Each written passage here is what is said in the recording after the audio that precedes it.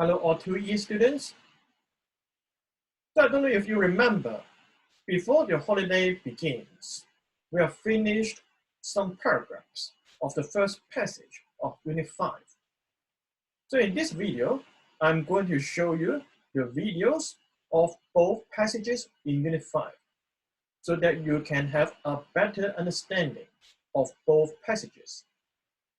And you can finish, and so you are able to finish the reading comprehension exercise of these passages. If you have any questions regarding these passages, please tell me through WhatsApp. I'll answer your questions.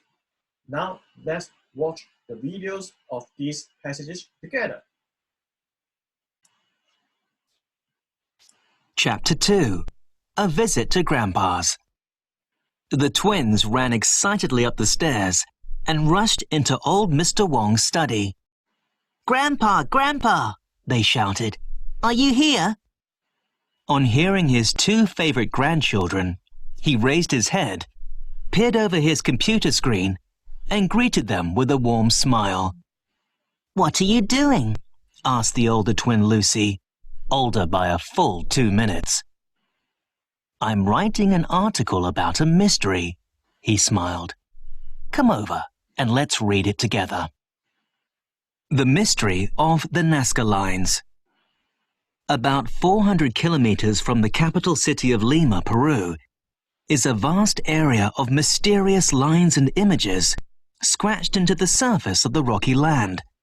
There are plain, straight lines, as well as shapes such as rectangles and triangles, and also swirls. There are also 70 huge and amazing outlines of living things, such as animals and plants.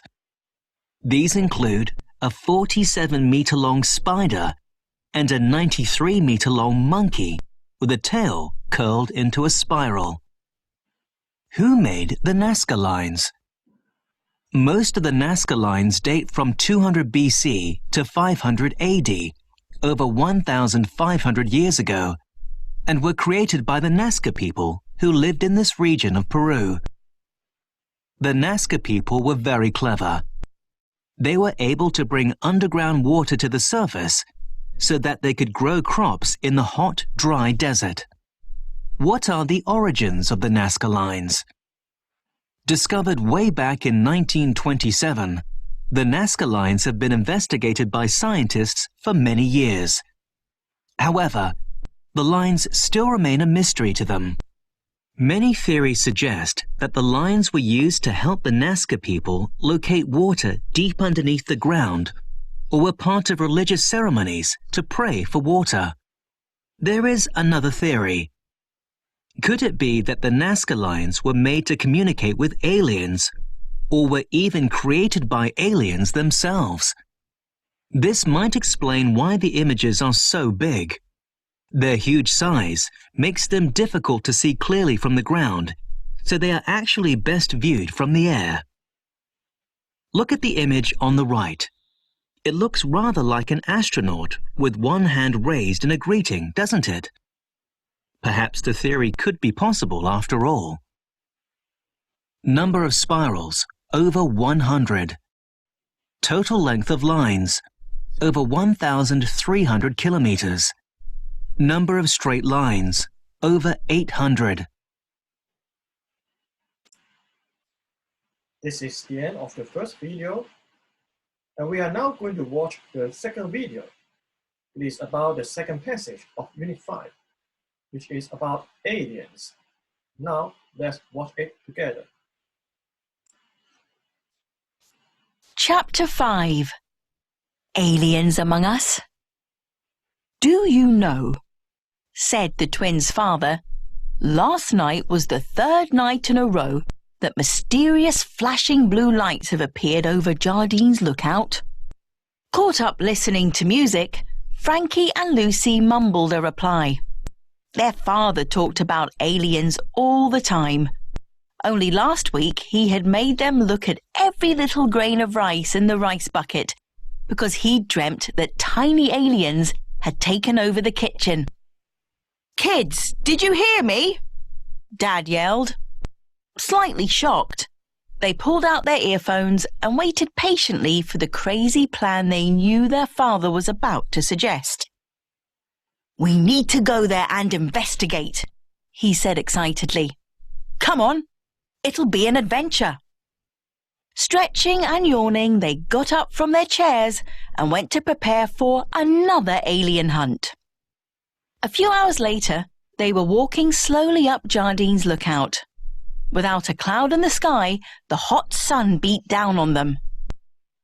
"This is madness," hissed Frankie. Dad was already at the top. He was looking at the ground and scratching his head.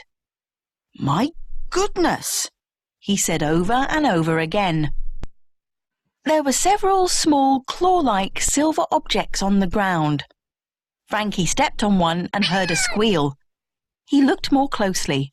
The object was moving, and then it stopped. "Dad," he said nervously, "what are these?" However, Dad was staring into the distance. The twins turned to see what he was looking at. The 2IFC building. The clusters of claws at their feet looked exactly like the top of the building. "Whoa!" Dad shouted excitedly. "This is incredible! We've finally done it!" The twins looked at each other worriedly. The silver claws were coming to life and were slowly moving about around them. So this is the end of the second video. What happens next? Did the aliens attack those kids? I don't know. Maybe we have to ask the book publisher to tell us more. Okay. So listen to me carefully, all 2E students. Unlike 2ABC students, they need to finish their reading comprehension exercises of both passages in the work document.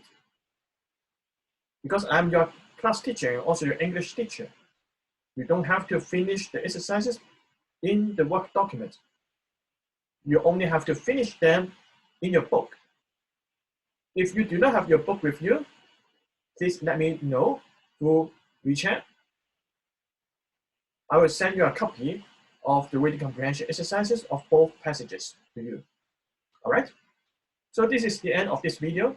See you next time. Goodbye.